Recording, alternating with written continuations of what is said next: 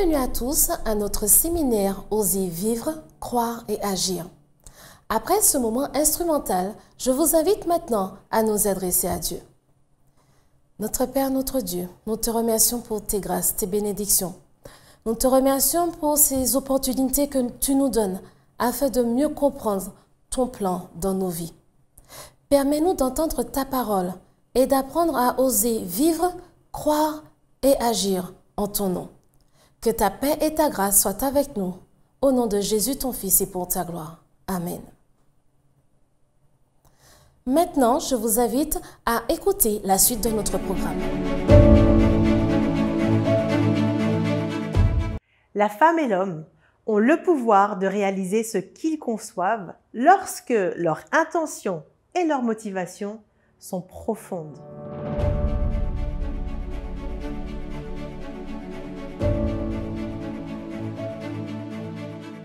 Oui, puisque tout être humain a été créé à l'image de Dieu et possède donc une puissance semblable à celle du Créateur.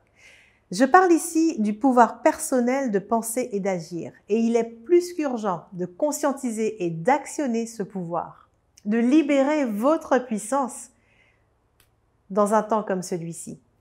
Chaque personne sur Terre se doit d'exercer une influence selon ses dons, talents ou compétences, développés ou pas.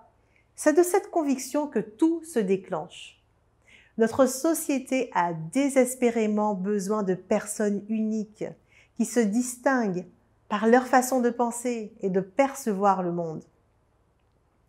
Notre société a besoin de personnes qui inspirent, donc qui exercent une influence, et des personnes qui incarnent une vision et contribuent à rendre meilleure la vie d'un groupe et parfois même de millions de personnes.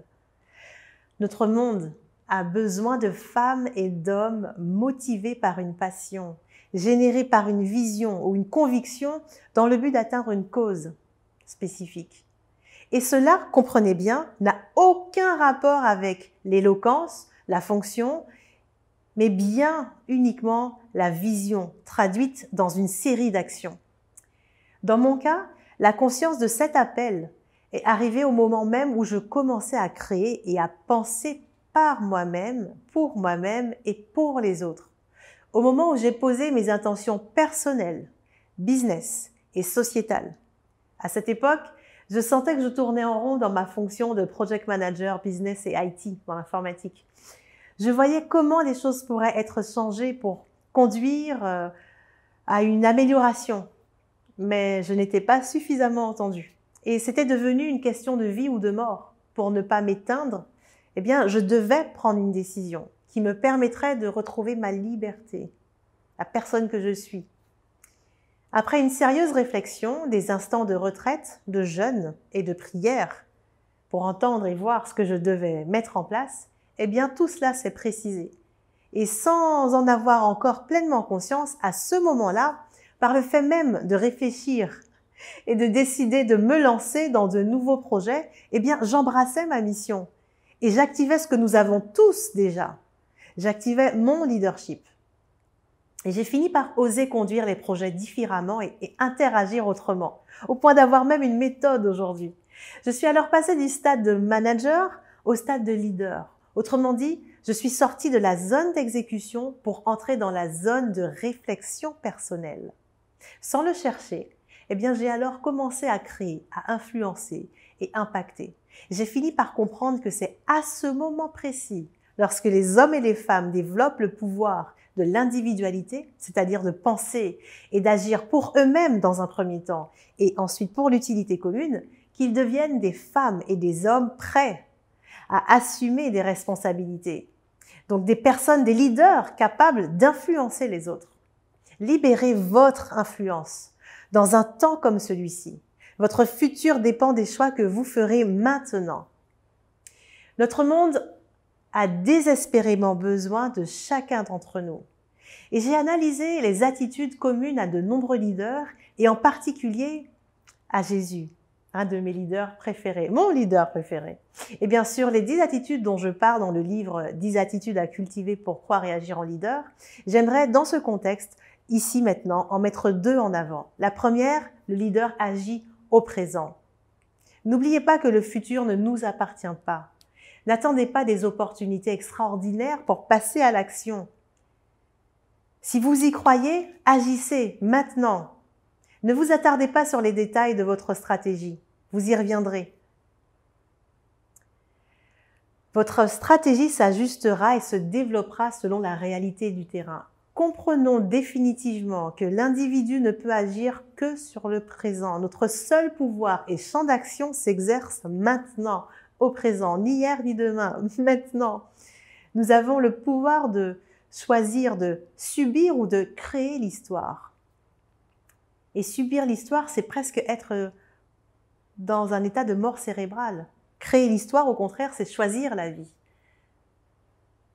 Personne ne peut déterminer ce que vous pouvez ou ne pouvez pas faire. C'est vous qui décidez de cultiver l'une ou l'autre attitude pour exercer la plus juste influence par vos actions et bien sûr vos résultats. Embrassez les possibilités, restez flexible sur comment tout cela va se dérouler. Passer à l'action requiert d'avoir une vision et un plan d'action. On en a parlé déjà, mais dans d'autres vidéos.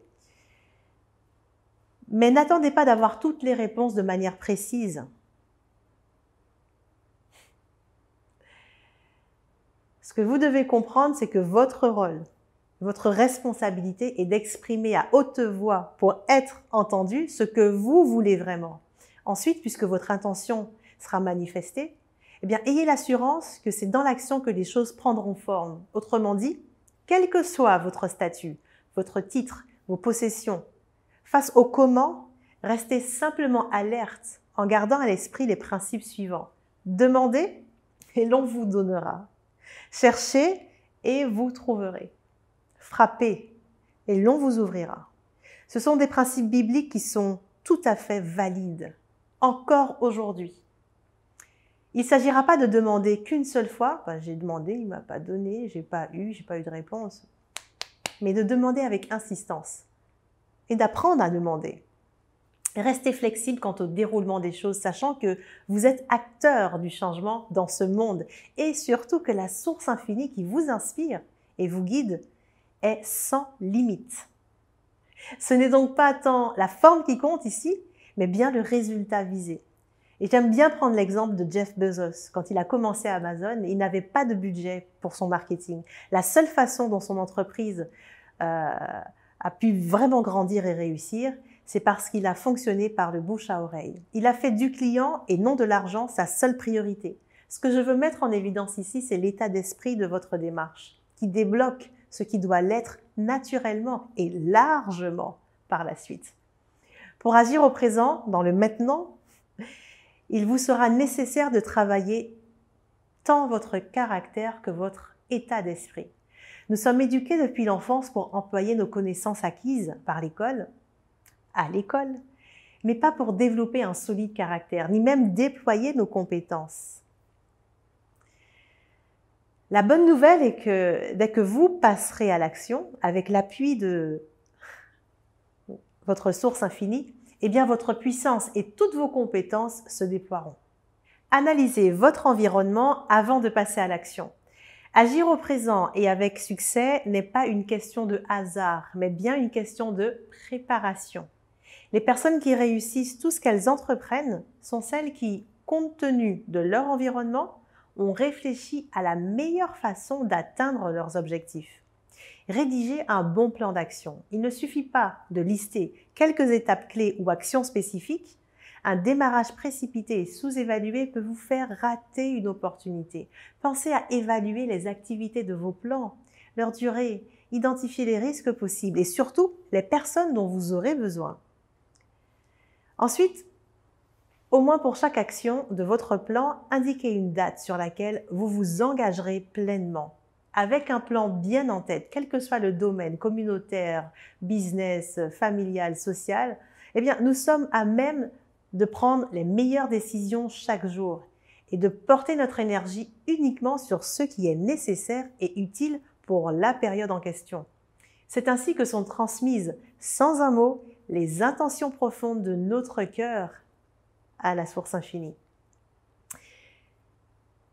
Le leader ne s'inquiète pas du lendemain. C'est la deuxième attitude sur laquelle j'insisterai maintenant. Croyez que vous ne manquerez de rien. Pouvez-vous contrôler votre futur? Non. Le futur est un ensemble d'événements qui ne sont pas encore arrivés et que personne ne peut prédire avec certitude et qui vont entraîner des changements. Quelle est donc la justification de l'inquiétude? Elle n'a pas lieu d'être. Pour ne plus vous inquiéter du lendemain, vous devez changer votre état d'esprit. Quand vous aurez compris qui vous êtes vraiment, l'action de votre source infinie et sa puissance, il se produira un vrai changement en vous. Vous serez libéré de l'esclavage de la peur.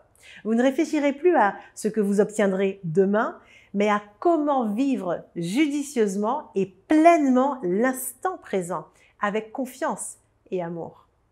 C'est puissant. L'inquiétude et les frustrations, alors, disparaîtront. Vos raisonnements et votre questionnement ne se porteront plus sur ce que vous pourriez avoir de matériel ou comme ressources financières, mais sur comment vous pourriez être pour libérer la meilleure version de vous. Chaque fois que vous manifesterez votre désir d'être utile, vous approcherez encore plus de l'abondance qui est à votre portée. C'est un principe et ça fonctionne. Il s'agit simplement de rester flexible, disposé à être utile en avançant dans une direction, mais sans vraiment savoir à l'avance ce qui vous attend, en tout cas tout ce qui vous attend, où vous dormirez, ce que vous mangerez. Et c'est ce que j'aime dans l'expérience digitale nomade que nous vivons en famille. Bref, quand Jésus a dit à ses 12 membres de partir en mission, il leur a dit « Ne prenez rien pour la route, ni bâton, ni sac, ni pain, ni argent, et n'ayez pas de tunique chacun. » C'est surprenant et palpitant, non? On dirait presque l'émission Koh-Lanta en version spiritualité. Plus sérieusement, en s'appuyant sur la source infinie, Jésus était libéré des inquiétudes. Il avait compris qu'il ne manquerait de rien et que cela était valable pour chaque individu se laissant guider. Folie d'y croire ou de ne pas y croire? Mais finalement, de quoi avons-nous peur de manquer? La peur de manquer d'autorité dans les domaines où l'on pense que nous sommes maîtres? La peur de manquer de pouvoir d'achat? La peur de perdre ses moyens financiers et son statut social et donc de n'être plus capable de subvenir à ses besoins les plus fondamentaux? Avoir un bon toit, de la bonne nourriture, de bons vêtements. La peur de perdre le contrôle sur sa propre vie et de devenir dépendant? Mais la vie n'est-elle pas plus que tout cela? De quoi avons-nous vraiment besoin? À mon sens, notre plus grand besoin est de conscientiser le principe même de la vie. Et si nous changions notre mentalité et osions croire que nous ne manquerons de rien?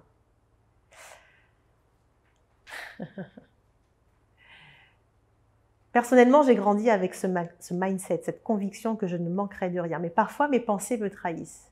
Et lorsque je me surprends justement à faiblir, eh bien, il me suffit de prononcer, entre autres, la phrase « Je ne manquerai de rien » avec conscience et conviction. Eh bien, instantanément, cette foi, cette assurance, cette phrase tue mes doutes, mes craintes, ma peur et maintient ma foi pour rester dans l'action.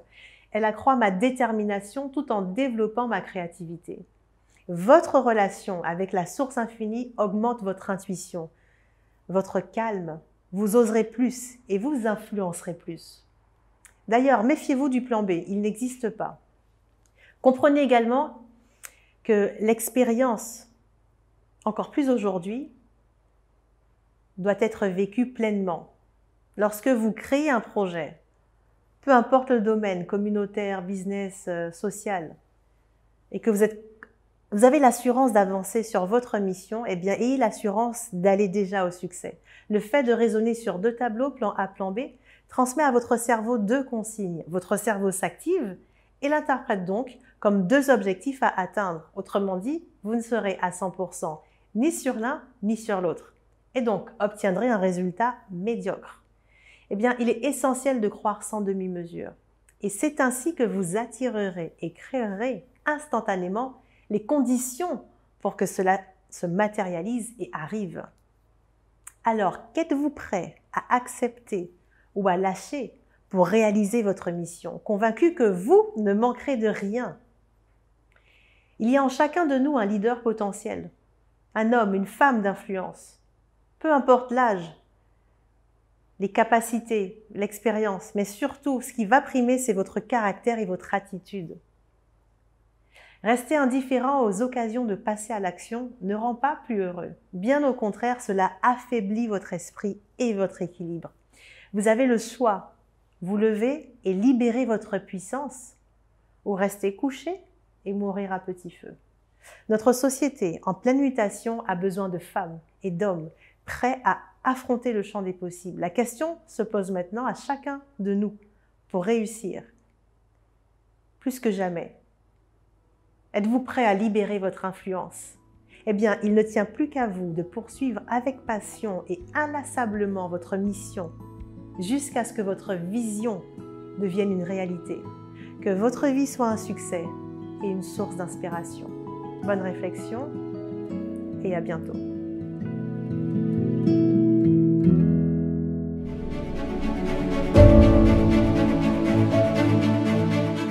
Une fois de plus, nous voulons vous saluer, nous voulons aussi vous remercier de nous rejoindre, puisque depuis le début de notre séminaire, vous nous avez rejoints sur les différents supports numériques et nous voulons vraiment vous remercier. Nous avons aussi reçu beaucoup d'informations, beaucoup de SMS, beaucoup de mails pour nous donner pour nous poser des questions et nous avons essayé, nous sommes efforcés de répondre comme nous avons pu le faire. Et je crois que ce soir, c'est notre dernier jour de séminaire. Vous avez certainement apprécié la conférence qui avait pour titre « Libérez votre influence pour un temps comme celui-ci ». Alors, vous me permettez toujours de pouvoir voir avec vous quelque chose d'extraordinaire, parce que le mot « influence », qu'est-ce que cela voudrait dire?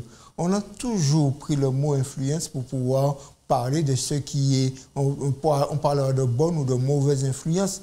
Et c'est là, tout cela vient par aussi l'effet de la fréquentation, avec qui vous fréquentez, avec qui vous êtes en contact. Remarquez que la Bible aussi, nous trouvons un texte dans le livre des Psaumes, où il est dit « Heureux l'homme qui ne marche pas selon le conseil des méchants ». C'est un texte qui nous informe que celui qui marche selon le conseil des méchants se laisse influencer. Et ce mot « influencer » a toute son importance. Par exemple, dans le chapitre selon la pyramide de Maslow, que certainement que beaucoup d'entre vous avez connaissance, puisque nous parlons vraiment au monde, eh bien, selon la pyramide de Maslow, l'homme a besoin de se sentir aimé et apprécié. Et donc, souvent, pour vivre cette expérience de se sentir aimé et apprécié, on se met à suivre d'autres personnes et puis on est à ce moment-là sous l'influence de ces personnes. Il est sûr aujourd'hui de dire qu'un besoin urgent de notre monde, c'est un besoin de leader. Le monde a besoin de leaders, le monde a besoin de personnes pour l'influencer. Dans le marketing, eh bien, on parle d'influenceurs. On parle souvent dans le marketing, souvent pour développer, dans le développement de certaines stratégies de vie, de certaines stratégies, eh bien, on a besoin d'influenceurs, on a besoin de personnes qui vont nous influencer. Les hommes recherchent souvent, pour développer leur business, on recherche souvent quelqu'un pour influencer. Eh bien, je voudrais vous dire ce soir que la Bible nous présente un leadership, un influenceur, celui qui est le meilleur repère que l'on peut avoir. Et dans le livre de Jean, au chapitre 14 et le verset 6, Jésus dit de moins qu'il est le chemin, la vérité et la vie. Trois représentations qui ont besoin de plus. Parce que vous savez, quand vous êtes dans la nuit et que vous savez qu'il y a un chemin devant vous et qu'il n'y a pas de lumière, on a besoin de la lumière quand on est dans la nuit et qu'il y a un chemin qu'on a besoin de traverser en toute sécurité. Eh bien, la vérité aussi, on a besoin de la lumière pour lire, pour comprendre la vérité. On a besoin d'être éclairé concernant la vérité. Et puis la vie, qu'est-ce que serait la vie sans la lumière? Oui, on a besoin de ces éléments. On a besoin de la lumière. Les trois, le chemin, la vérité et la vie, on a besoin de la lumière. Et puis, on pourrait se poser la question ce soir, quel que soit le moment où vous regardez ce moment avec nous, ce moment de partage, vous pouvez poser la question, est-ce que vous avez besoin d'un influenceur? Est-ce que vous avez besoin de quelqu'un pour vous influencer? Jésus même a dit à ses disciples, vous êtes la lumière du monde. Et Jésus est le meilleur influenceur que l'on connaît. Il est celui qui peut nous influencer. Et ce soir, je voudrais encore une fois de plus vous poser la question, est-ce que vous avez libéré la puissance, l'influence? Est-ce que vous avez libéré, est-ce que vous avez permis à cette influence que vous avez en vous, qui est quelque chose de positif, dès que vous êtes contacté, connecté à Dieu, est-ce que vous avez permis à cette influence d'impacter la vie des autres? Eh bien, comme tous les soirs, nous allons passer un petit moment où vous allez voir une petite stratégie. Nous allons voir ce soir avec ce que vous allez voir sur la table, puisque vous voyez sur la table, il y a un récipient, c'est une couche d'eau, super, très jolie. Et dans cette couche, je vais vous montrer quelque chose, que nous avons ici des petits sachets. Et ce petit sachet, c'est un colorant.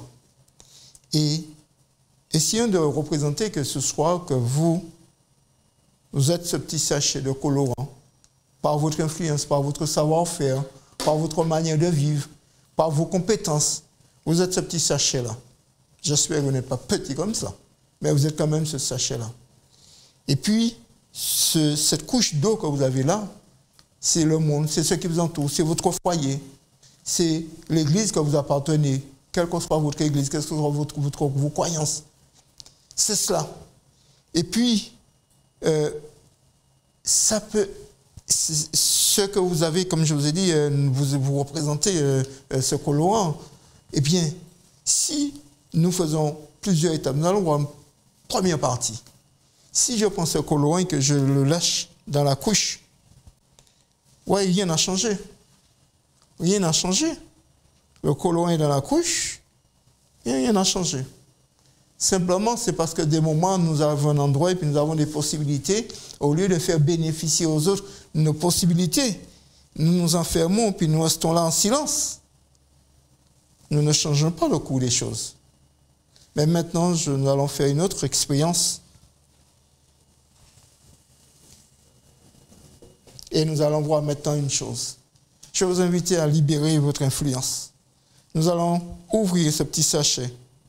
Parce que le petit sachet que vous avez vu, comme je vous ai dit, qui est le symbole de ce que vous avez comme capacité, comme possibilité dans la vie. Et bien là, vous avez vu ici, nous avons ouvert le sachet. Nous allons bouger. Nous allons voir, vous voyez, la couleur, ça change. Parce que vous avez libéré votre influence, parce que vous avez su attendre le moment où vous pouvez présenter, où vous pourrez expliquer quelles sont vos capacités. Et là, c'est ce que le monde a besoin. Le monde a besoin d'hommes et de femmes qui soient capables de libérer leur influence. Vous avez besoin d'influencer les autres. Mais pas les influencer pour qu'ils puissent vous suivre. Mais vous avez besoin d'influencer quelqu'un pour qu'il puisse connaître celui que vous avez connu, qui est Dieu. Est-ce que vous êtes prêts ce soir à libérer votre influence? Est-ce que vous êtes prêts ce soir à faire que lorsque Dieu rentre dans votre vie, que les choses changent?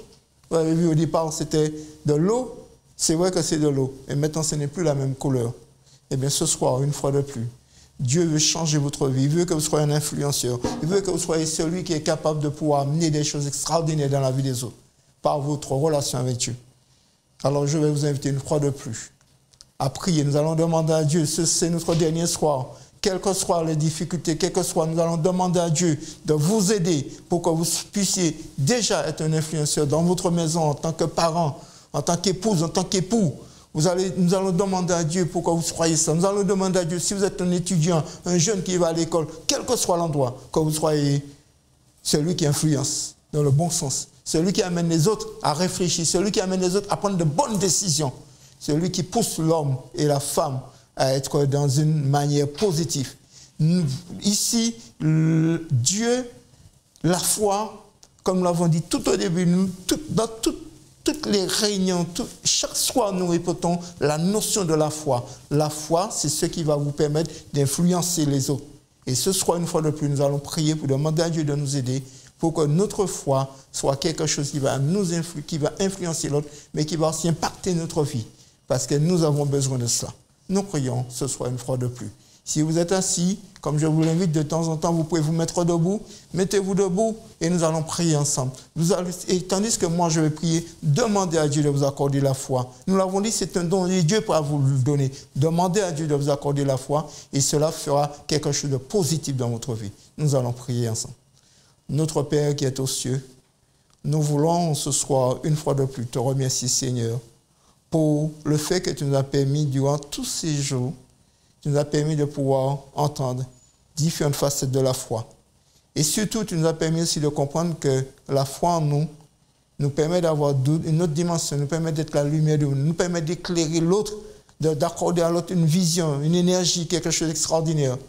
Eh bien, Seigneur, ce soir, une fois de plus, nous te prions, je te prie, Seigneur, d'influencer dans le cœur d'un frère, d'une soeur, d'une personne, d'un ami, quel que soit celui qui nous écoute sur les différents réseaux. Seigneur, influence ce cœur et permet que cette personne puisse pouvoir te donner une place dans sa vie, afin que sa vie ne soit pas une vie d'échec, afin que sa vie ne soit pas une vie où cette personne va rester à regarder, mais que ce soit une vie où cette personne décidera de se donner à toi et aussi amènera d'autres aussi à mieux te connaître. Nous te glorifions, nous te bénissons et nous te remercions de nous avoir soutenus une fois de plus. Au nom de Jésus-Christ. Amen. Ce soir, nous voulons remercier toutes les personnes qui nous ont aidés. Nous voulons aussi remercier tous ceux qui nous ont suivis durant toute la semaine sur le support. Nous voulons aussi remercier Ludivine Gustave Duflo, la conférencière, celle qui nous a aidés, celle qui a été là avec nous, qui nous a apporté toutes les informations et tout. Et nous voulons vous dire aussi que le numéro que vous avez vu qui s'affiche en bas, ce n'est pas fermé, vous pouvez appeler, vous pouvez laisser un SMS, vous avez l'adresse email, quel que soit le pays que vous êtes, n'hésitez pas. Laissez un petit mot, nous allons prendre contact avec vous, nous allons vous accompagner, nous allons aussi donner des réponses à vos questions. N'hésitez pas, mais nous voulons aussi vous dire que c'est avec un plaisir que nous avons passé cette semaine avec vous. C'est avec vraiment beaucoup d'amour que nous avons souhaité que vous soyez là, que vous soyez présents. Et nous croyons que tout ce que nous avons apporté ne peut servir que pour votre bien. Merci.